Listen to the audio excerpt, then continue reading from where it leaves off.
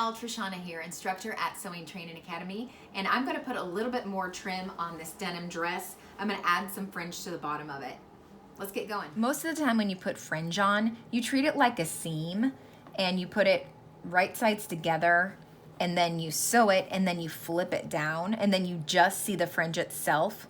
But I really actually like this texture that's going on here, and I think it goes with my other trim. So I'm going to sew it differently with that edge exposed.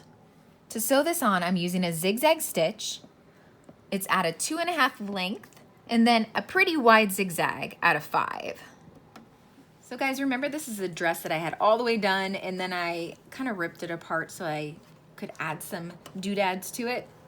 I opened up my seam on my side seam so that the fringe could actually close up on the seam, and I'm just going to put my foot down. I don't need to go all the way back because I actually took my side seams in, so they're pretty big.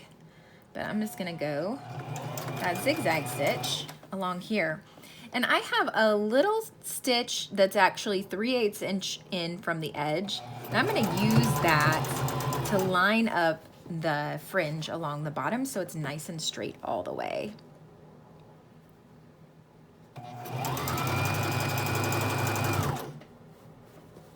And then just going down the center of that panel.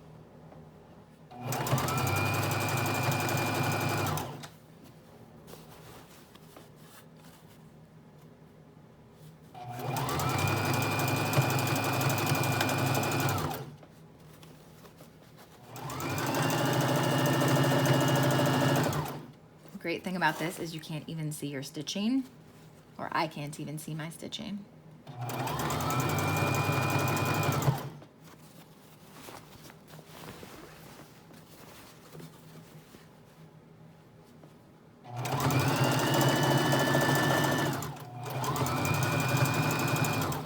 Coming into the home stretch and go all the way to finish it off.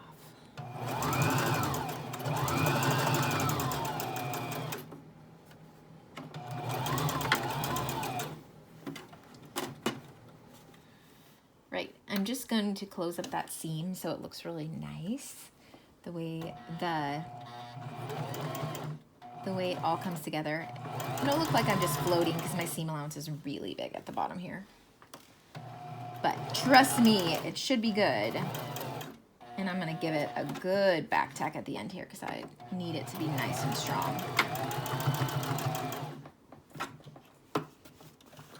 So that's what it looks like, and here's the fun part. I get to pull out that little chain stitch at the bottom of the fringe. So it looks like fringe for sure now. Ah, yes. Woohoo! Party.